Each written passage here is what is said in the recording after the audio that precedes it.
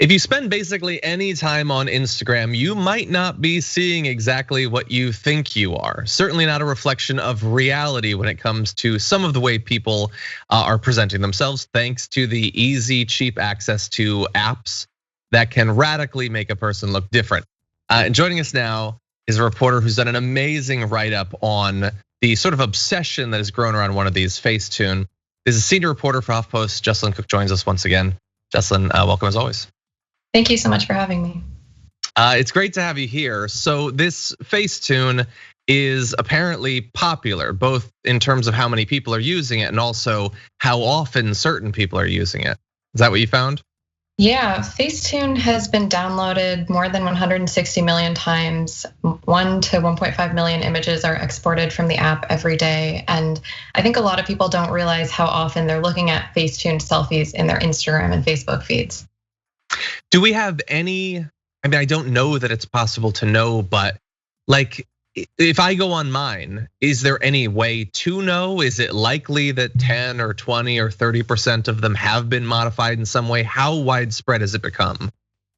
There's no data that we have right now, but I talked to influencer watchdogs who believe that pretty much every single influencer on Instagram, female influencer specifically, is using Facetune, except for the rare body positive ones who go out of their way to talk about why it's toxic.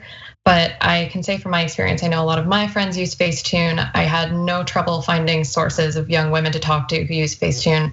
Seems to be, as one woman told me in the story, it's almost like who doesn't use Facetune at this point. Mm-hmm.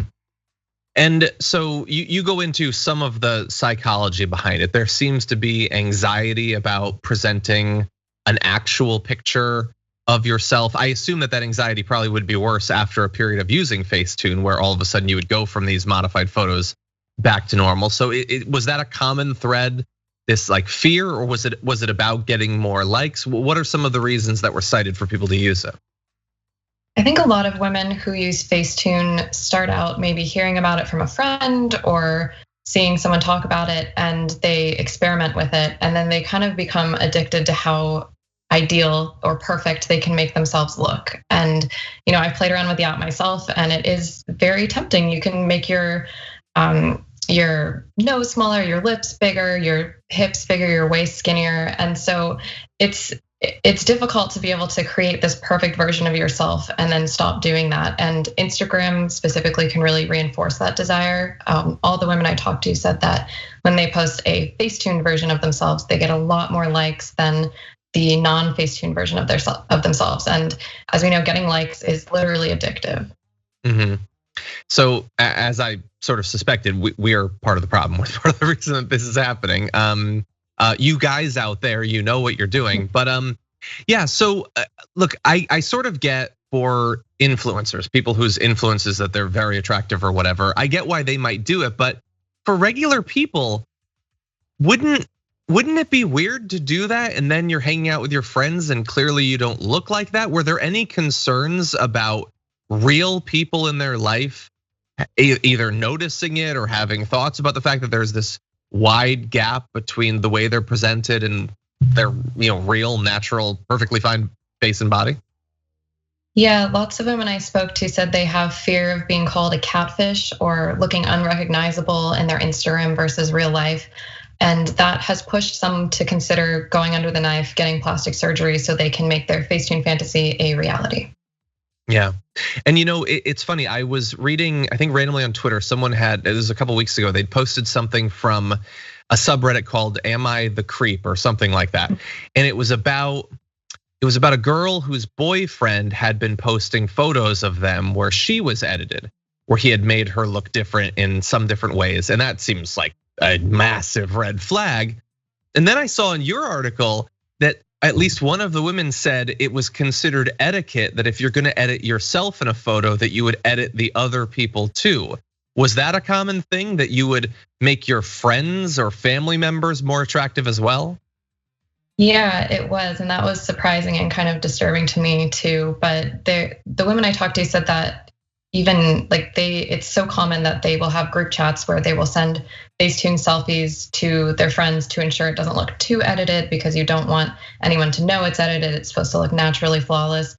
But yeah, the unspoken rule, I guess, is that if you're gonna enhance yourself in a picture and other people are in that photo as well, you, as a courtesy, you have to enhance their image as well. It's very toxic. It's amazing. Well, look, I only basically post photos of myself, maybe my dog. I want all viewers to know that's actually what my dog looks like. He is that cute, naturally. Now, as part of this investigation, you, as we've said, you've talked to a lot of people. You also had some of them Facetune your photos. Why did you choose to do that?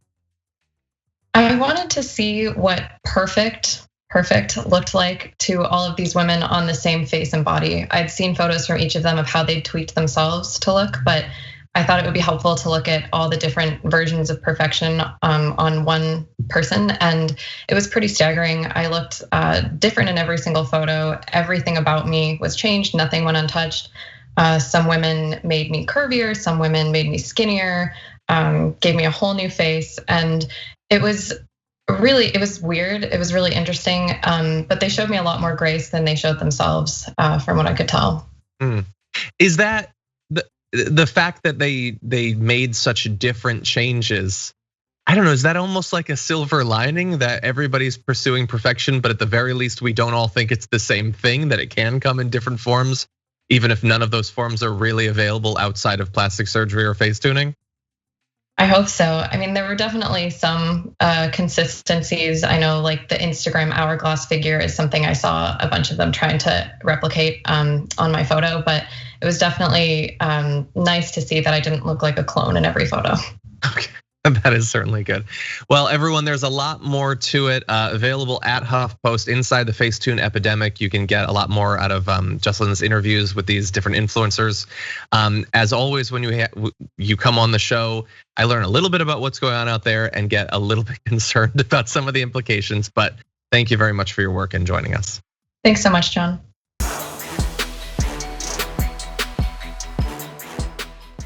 Check out the Damage Report podcast each day, wherever you get your podcasts, whether Pocket Casts or Stitcher or iTunes.